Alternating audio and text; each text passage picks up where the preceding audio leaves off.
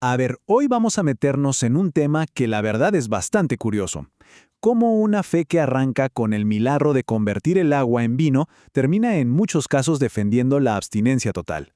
Vamos a analizar esa relación tan compleja entre las tradiciones protestantes, las escrituras y el consumo de sustancias, desde el alcohol hasta los psicotrópicos. Y aquí es donde la cosa se pone interesante, ¿no? Por un lado tenemos el primer milagro de Jesús, nada menos, convirtiendo agua en un vino de excelente calidad para que no se acabara una fiesta. Y por el otro lado la postura de muchísimas iglesias hoy en día que prácticamente ven la abstinencia como una prueba de fe. ¿Cómo es posible que estas dos ideas existan en la misma tradición? Bueno, esa es justo la contradicción que vamos a intentar desentrañar. Ok, para entender esto bien vamos a dividir nuestro análisis en 5 puntos clave. Primero, vamos a plantear el dilema central. Después, nos vamos a sumergir en la historia del alcohol dentro de la iglesia. Luego, abordaremos el desafío más moderno, los psicotrópicos.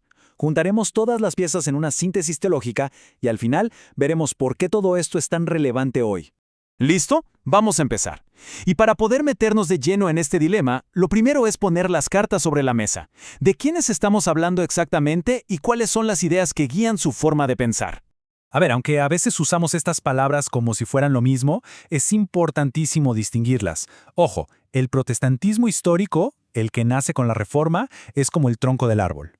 Luego, el evangelicalismo es un movimiento que surge después, muy enfocado en la conversión personal y en la autoridad de la Biblia. Y el pentecostalismo, que es el más reciente de los tres, pone todo el énfasis en la experiencia personal directa del Espíritu Santo.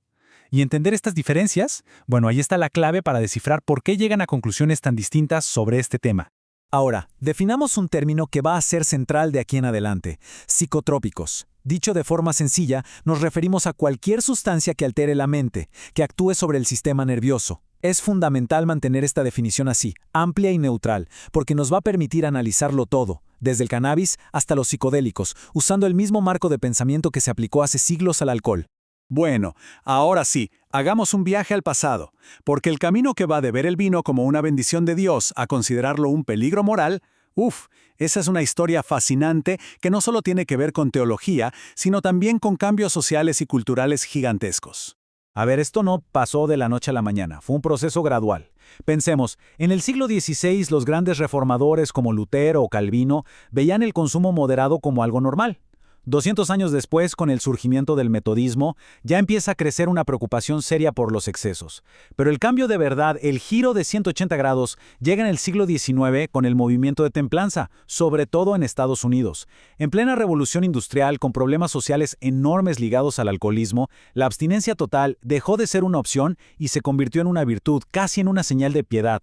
Y esta idea, impulsada con muchísima fuerza por la cultura evangélica, pues terminó en lo que ya sabemos, la ley seca en el siglo XX. Entonces, teológicamente hablando, ¿cómo se justifica cada postura? Básicamente todo se reduce a dos grandes ideas. Quienes defienden la moderación se apoyan en que la Biblia habla del vino como un regalo de Dios, un símbolo de alegría, y que el propio Jesús lo bebió. Por otro lado, quienes promueven la abstinencia usan dos argumentos muy potentes. Primero, que el cuerpo es templo del Espíritu Santo y por lo tanto hay que cuidarlo. Y segundo, un principio que podríamos llamar de responsabilidad comunitaria. Mi libertad termina donde puede perjudicar a otro. Es decir, mi acción no debe ser una piedra de tropiezo que haga caer a alguien más vulnerable. Y claro, todo esto nos trae de vuelta a nuestro tiempo. La pregunta es, ¿cómo se toman todos esos argumentos que se crearon y se pulieron pensando en el alcohol y se aplican a un catálogo de sustancias que los escritores de la Biblia ni en sus sueños más locos se imaginaron? Si miramos el panorama, la tendencia general es una prohibición casi total. La lógica, sobre todo para las corrientes evangélicas y pentecostales, es básicamente una extensión directa de lo que ya se decía sobre el alcohol. Si la embriaguez es condenable porque nos hace perder el control y el juicio, entonces cualquier sustancia que altere la mente con fines recreativos es igual de inaceptable. Todo se reduce a los principios de sobriedad y de dominio propio. Hay una frase que creo que resume todo este desafío a la perfección. La pregunta no es solo ¿qué dice la Escritura?, sino ¿cómo aplicamos su sabiduría a un mundo que sus autores no imaginaron? O sea, ya no se trata de buscar en un diccionario bíblico a ver si aparece una palabra específica. No, para nada. El reto es mucho más profundo. Es tomar la sabiduría de esos textos antiguos y ver cómo aplicarla, con inteligencia y discernimiento, a nuestra compleja realidad. Bien, ahora es el momento de juntar todo lo que hemos visto. Porque, Como ya va quedando claro, estas posturas no salen de la nada, no son un capricho. Son el resultado de un proceso muy complejo donde se mezclan el texto sagrado, la tradición de la Iglesia y, por supuesto, la cultura de cada momento histórico. Miren, este proceso de 4 pasos nos muestra cómo se cocina, por así decirlo, una postura ética en estas tradiciones. No es solo abrir un libro y leer. Se empieza con el texto bíblico, sí, pero nunca se lee en el vacío. Por eso el paso 2 es analizarlo a través del filtro del contexto histórico y cultural. De ahí se extrae un principio teológico central, una idea clave como puede ser la santidad o la libertad. Y finalmente, todo eso se traduce en una aplicación pastoral, que no es otra cosa que una guía práctica y concreta para la vida diaria de la gente. Y para ir cerrando, ¿por qué importa todo esto? ¿Por qué dedicarle tiempo a esta historia? Bueno, porque no es solo un ejercicio académico o cosa del pasado. Entender este camino tiene consecuencias muy reales en debates que están pasando ahora mismo sobre legalización, salud mental y libertad personal. Entonces, si tuviéramos que quedarnos con 4 ideas fundamentales de todo este análisis, serían estas. Primero, la interpretación bíblica no es estática, evoluciona con el tiempo. Segundo, las posturas sobre estas sustancias, en el fondo, reflejan valores mucho más profundos como la santidad o el testimonio.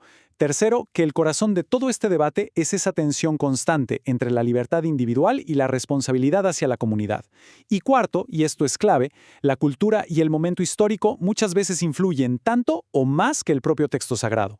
Y cerramos con una pregunta que queda en el aire. A medida que la ciencia avanza y surgen nuevos debates, por ejemplo sobre el uso terapéutico de psicodélicos para tratar la depresión o el estrés postraumático, estas tradiciones se van a encontrar con dilemas éticos nuevos y gigantescos.